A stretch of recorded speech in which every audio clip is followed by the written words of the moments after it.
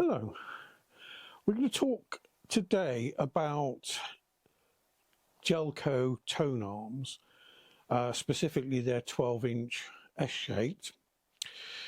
I've always been a fan of Jelco tone arms. The one that I've had on my turntable, the so-called bronze one, I've had for a number of years now. They've always been quite difficult to get hold of, and in fact that one I had to import from a hi-fi dealer in Cyprus, as I couldn't source one in this country anywhere. Now that replaced an SME M212, 12-inch tone arm again. And it was bought specifically because I wanted to explore the Autophon SPU or SPU range of cartridges.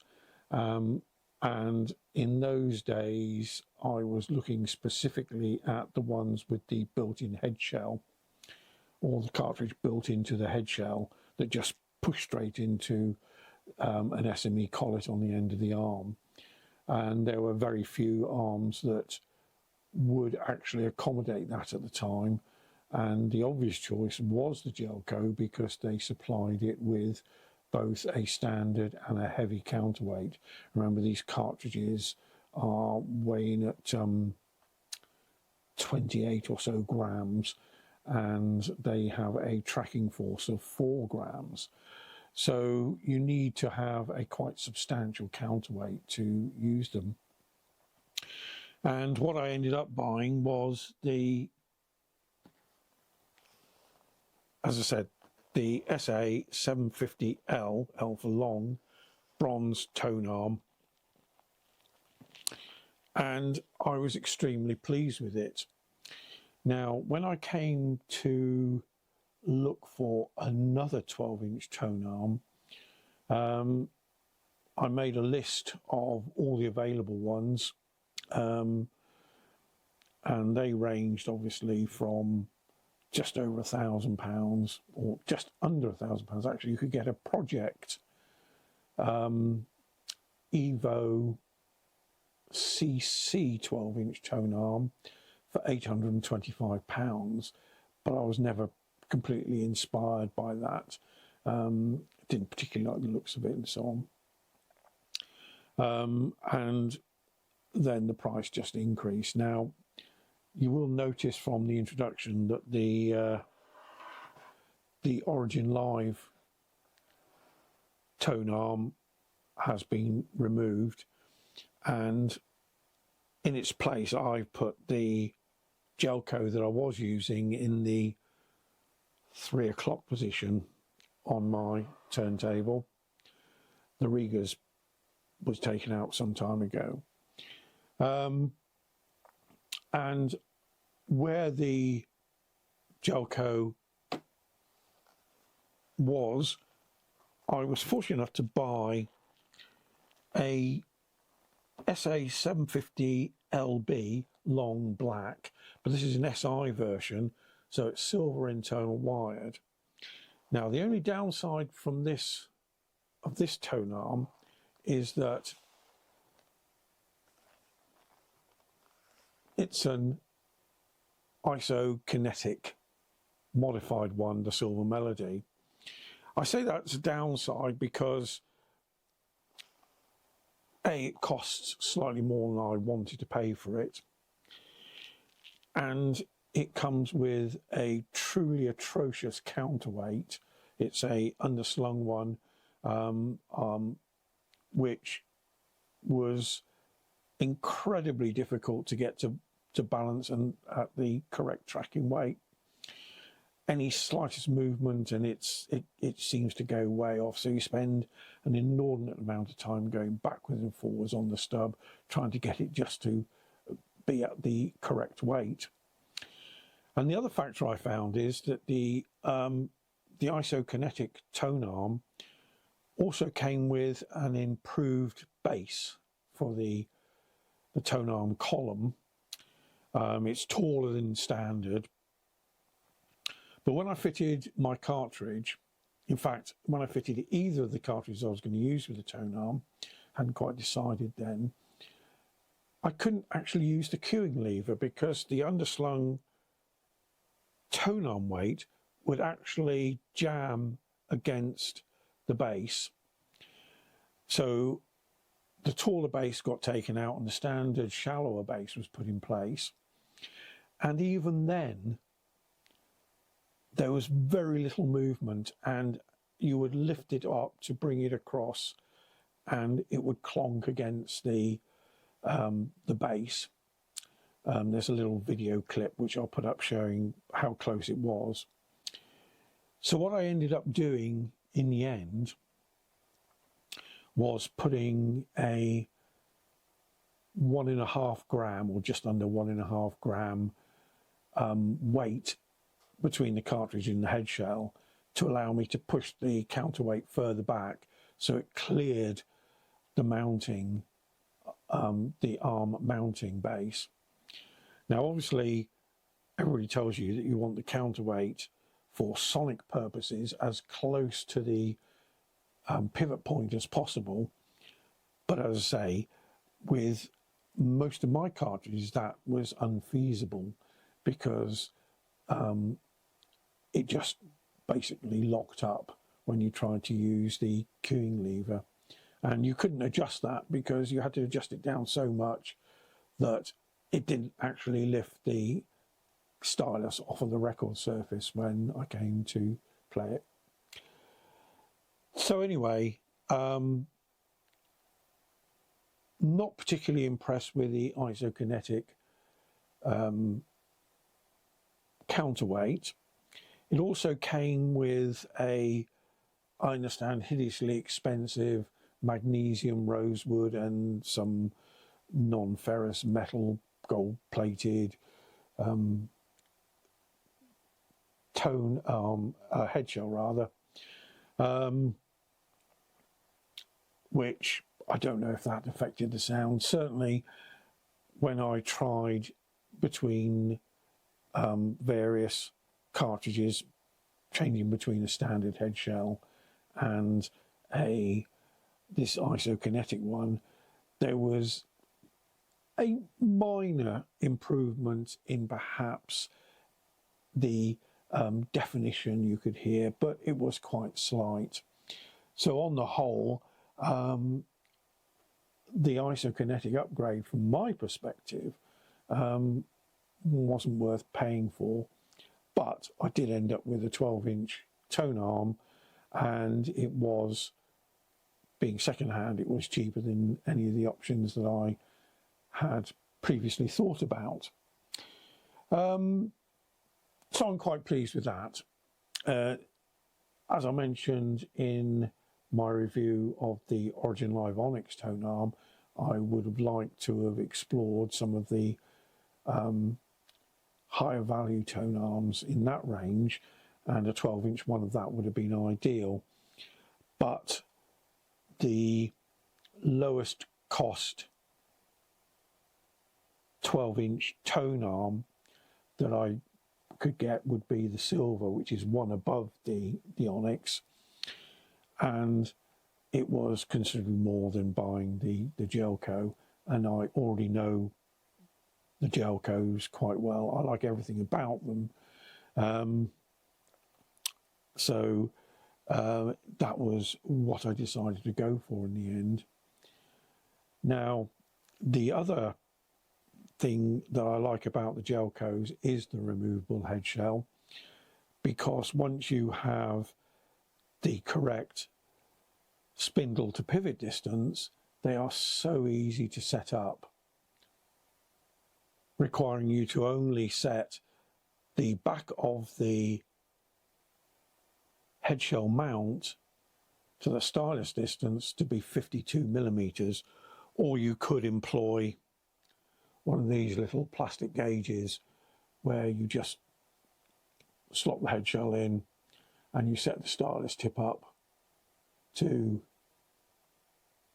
marry up with the end of the gauge, and no further alignment is required. And indeed, obviously went on to use a stylus protractor to check out if that was in fact the case, and the null points did agree. They're Beerwald, or Beerwald, if that's how you pronounce it, is the Autofon stylus protractor I use, and it met the null points, both in or outer, precisely using that 52 mil stylus setting distance. So that's another positive, really easy to set up. And obviously things like the anti-skate bias, it's on a little dial, really easy. Now, the other thing about the IsoKinetik Tonearm is they removed the little retained ball on the stub, so you couldn't even retrofit a nice standard Jelco Tonearm weight, counterweight, even if you wanted to, which is a bit disappointing. But really pleased with the acquisition of a second 12-inch Tonearm. Been playing it now for a little while and using it with the Goldring XL GS, which was, as I say, in the Origin Live previously, and it is sounding quite amazing. There is a liquidity, an easiness, if you like, that you get with a 12-inch Tonearm, which is not quite there with a shorter one, but you do trade that in for a slight loss of impact, shall we say. Not a great deal, but it is quite noticeable that there is a slight diminished amount of impact. Having said that, I put on Paco de Lucia's album Sirocco, which has flamenco dancers, and even with the increased liquidity or easiness of the sound and the minor reduced dynamics, the heel stamps, the footwork was really quite explosive. So again, nothing really to worry about there. The trade-off is so minimal that it isn't anything to worry about. So that's it really. I'm now no longer sure whether I'm going to keep the Decker on the Roxanne Nema Tonearm, or mount where the Roxanne Nema is, mount the Origin Live one. I have to say I'm getting really a bit fed up with the setting up the Decker cartridges. They are a true pain to set up. I mean, it is easily achievable, but it just takes an awful long time compared with most other cartridges. So I may even be putting that up for sale at some stage. They seem to be fetching ridiculous amounts of money since the new owners have taken over, and you can't buy, well, the cheapest Decker you can buy these days is over £1,000. So There seems to be a premium on good used Deckers, and this one certainly is a good one. Anything else I have to say about the Tonearm? Not really. As I say, I'm pleased with the overall Tonearm. I do not like the IsoKinetik counterbalance. I think it's hideous to use, and it is a total pain. The head shells, it looks quite nice. Marginal benefit sound wise, so I don't know what else you get for having a IsoKinetik silver melody Tonearm, but I don't even know if they're still in business. I did try finding their website that was advertised on the head shell packaging, but it just said that the site wasn't available. You Google IsoKinetik and you get some rather strange old links that either work or don't work, but certainly from my perspective, I don't think very much of their products, to be honest.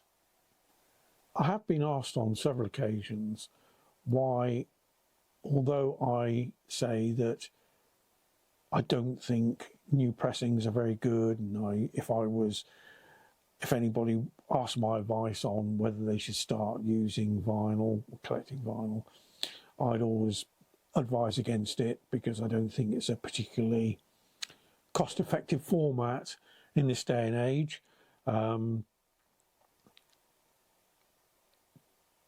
But then I have been asked why I continue to strive for better vinyl replay. But it is a simple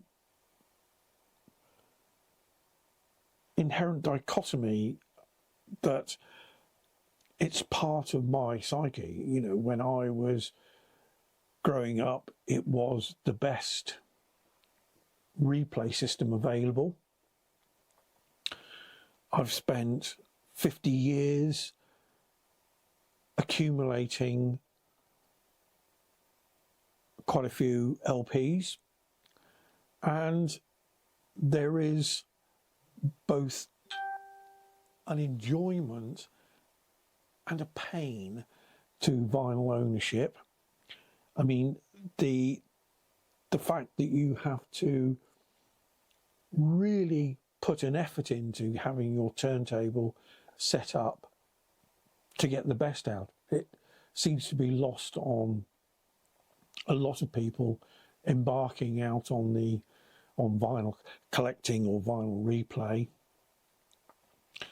Some of the modern cheap turntables are truly appalling, but it is part of my youth. It is something that I've grown up with. It is, as I say, it's part of my psyche, really, and there is definitely a pleasure to be had from sliding a nice 12-inch piece of plastic out of the sleeve, of cleaning it, putting it on. It's almost the ritual, really, is something I enjoy. However, that's tempered with the fact that it is a real pain for somebody like myself who constantly likes to tweak and play around. But as you've seen, new arms, cables associated with those arms, phono stages, and I'm still looking for another phono stage to replace the bottle head, something that sounds really good with a step-up transformer and the Autophon cartridge I've got, and all of that from an outdated mode of replay, which really should be extinct. But I have spent my youth, my early adult life, collecting LPs, and it did define my early years. And I say the rituals of vinyl replay are certainly ingrained in my psyche, and it's something that I will continue to do. But what I don't understand is why those new to the hobby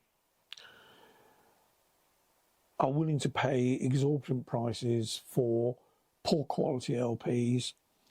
And if you want new, really good quality LPs, you have to pay an even bigger amount of money for something like the UHQR or whatever they're called, LPs, which I wouldn't dream of doing. And those people, again, seemingly have no real interest that I've come across anyway, newer people getting into the hobby of understanding even the basics of the setup of a turntable, cartridge alignment, azimuth, and so on. More than happy just to buy a steeple tone or one of the other mass market turntables with a phono stage built in, and just plug it in play without checking that it's actually doing any harm to the LP, which if you do buy that sort of thing, I'm pretty sure that they will be actually wearing out your LPs and won't be doing anything to preserve the longevity of your vinyl. I'd say if you want a no hassle setup, then obviously things like Riga do come into their own, where it is, as long as you stick with Riga products, and it is just literally plug in and play. Some of the projects I believe now are almost the same. They're completely set up and fine-tuned before you actually get them. But that's it really. I like playing LPs, and I still will continue to play LPs. I very rarely want to buy new ones, and I would always prefer to buy a CD. But that's just me.